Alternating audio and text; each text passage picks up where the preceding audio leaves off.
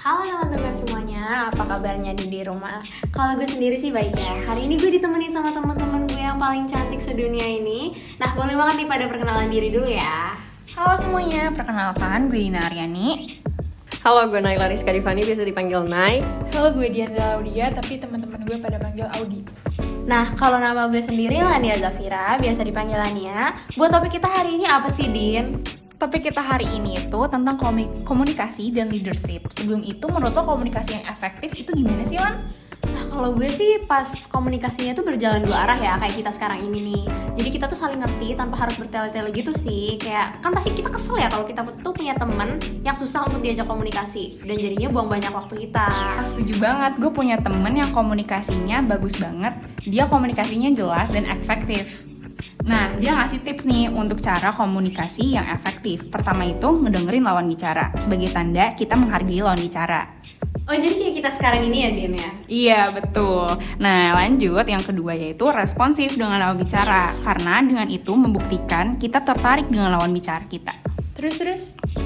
Lanjut, yaitu memberikan informasi yang jelas. Karena kalau misalnya informasinya nggak jelas, itu pasti otomatis akan ada miskom dong. Iya, pasti bingung sih, Din.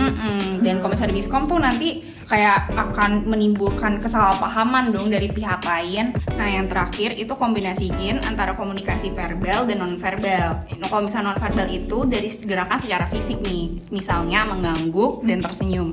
Kalau misalnya verbal itu memberi tanggapan secara jelas terhadap lawan bicara yang masih terarah dengan apa yang dibicarakan.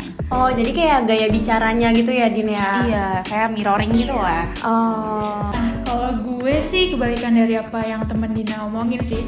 Jujur kalau menurut gue sendiri, skill komunikasi gue itu sangat jelek dan buruk. Karena gue sering belibet sendiri sih kalau explain sesuatu ke orang, kayak saking banyaknya kata-kata di otak gue. Jadi tuh gue bingung harus ngomong yang mana dulu. Lo gitu juga gak sih, Nay? Nah, gue setuju banget nih sama Audi. Gue juga punya kendala sendiri dalam berkomunikasi, tapi bedanya kendala gue ini ada dalam teknologi. Soalnya gue sering banget nyalain mode do not disturb di HP karena gue lagi belajar atau gue lagi main game. Tapi hal ini malah ngebuat banyak pesan masuk gak gue terima secara langsung. Nah, menurut lo gimana, Din? Nah, kalau gue sih beda pendapat sama lo, Nay. Menurut gue pribadi, teknologi bisa jadi pendukung untuk berkomunikasi yang efektif. Karena dengan teknologi sendiri, gue bisa berkomunikasi dari mana aja dan membalas pesan saat itu juga. Setuju banget sih gue sama Dina. Kalau menurut gue sih teknologi bisa jadi pendukung komunikasi kita. Soalnya semakin berkembangnya teknologi juga gue jadi bisa punya teman online gitu. Wah iya, lo bisa jadi punya teman online gitu. Ceritain dong kayak gimana tuh? Kebetulan gue ketemu teman online gue dari game online CODM, lo tau lah ya, Call of Duty Mobile. Dan dari situ gue punya relasi dan nambah-nambah pengetahuan yang belum gue tahu sih. Dan mungkin juga ada pengetahuan yang gak ada di Google, tapi gue tahu dari teman-teman online gue itu. Dan menurut gue secara gak langsung gue jadi bisa menambah skill percakapan gue dan pengetahuan gue sih. Tapi keren juga ya, berarti lo bisa dapet temen online dari game. Kalau gue sih lebih setuju sama pendapatnya ya, soalnya gue ngerasa kalau teknologi tuh kadang bisa menghambat juga sih. Dan yang gue tekenin di topik ini sih lebih ke medsos ya, kan dimana tuh kita pasti punya dong grup-grup chat yang kayak organisasi, grup angkatan, kerja kelompok, dan kadang-kadang ngerasa grup itu tuh rame banget dan kayak bertele-tele omongannya. Kayak gue ambil aja contoh grup organisasi ya. Di dalam grup chat itu kan pasti banyak hal di luar organisasi yang gak harusnya dibahas di grup, dan malah bikin notifikasi rame dan ganggu gitu loh. Jadi udah malas baca duluan. Kalau ngomongin organisasi sih ya, sebenarnya gue tuh agak kurang sih di organisasi. Karena setiap gue mau ngeluarin pendapat, itu tuh gue selalu mikirin pendapat dan perasaan orang lain gitu. Jadi setiap kali kalau gue mau ngeluarin pendapat gitu, gue agak pasif sih, soalnya takut menyakiti hati mereka atau takutnya mereka nggak setuju sama gue. Kalau menurut gue pribadi sih solusinya lo sebaiknya menyampaikan pendapat lo sendiri. Karena sekecil apapun pendapat lo itu pasti ada pengaruhnya di dalam organisasi. Dan kalau misalnya lo takut sama pendapat orang lain, sebaiknya jangan sih, karena itu udah di luar kendali lo. Dan isi pikiran orang lain itu bukan tanggung jawab lo juga. Sekecil apapun pendapat lo, tapi pasti ngaruh kok, Di. Okay, I'll try my best. Nah, bagus banget nih solusi dari Dina. Soalnya dengan kita bisa menyampaikan pendapat dengan baik, kita juga bisa belajar menjadi pemimpin. Karena menurut gue, kepemimpinan tuh basic skill yang harus dipunyai tiap orang kan.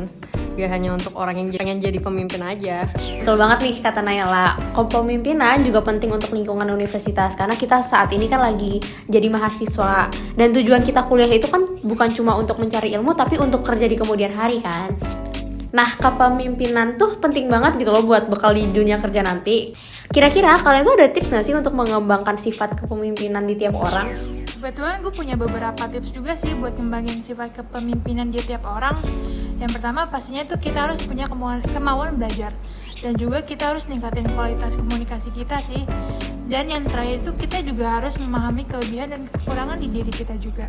Nah, nambahin kata Audi, kalau gue punyanya temen yang punya jiwa kepemimpinan nih. Rata-rata mereka tuh punya sifat yang kayak mampu melihat potensi seseorang, misalnya kayak bersedia mengakui kesalahannya, terus juga mereka nggak bosi gitu, tapi jago monitoring.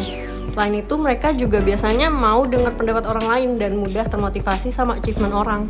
Sumpah, gue juga punya tahu teman yang kayak gitu. Kalau punya sifat kepemimpinan, jadi dihormatin dan dikagumin gitu nggak sih? Nah iya, gue juga thank you banget sih sama si Dina, soalnya dia udah ngasih solusi ke gue biar gue tuh nggak usah takut apa yang orang bakal pikirin ke gue kalau misalkan gue ngutarain pendapat. Thank you, Din. Sama-sama, Di.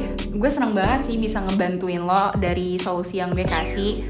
Nah, gak hanya soal komunikasi, gue juga senang banget kita jadi bisa belajar gimana caranya ngembangin sifat kepemimpinan dalam diri kita nih. Oke, segitu aja ya untuk ngobrol-ngobrol santai kita hari ini tentang leadership and communication skill. Gue setuju banget sama Dina. Semoga kalian bisa ngambil hikmah dari apa yang kita omongin hari ini dan bisa diaplikasikan ke kehidupan sehari-hari nih. Amin. Nah, makasih juga ya guys udah dengerin bincang-bincang santai kita nih. Dan semoga setelah dengerin ini, kalian leadership dan communication skills-nya bisa lebih baik lagi. Yaudah guys, sampai jumpa kapan-kapan ya. Bye. Bye!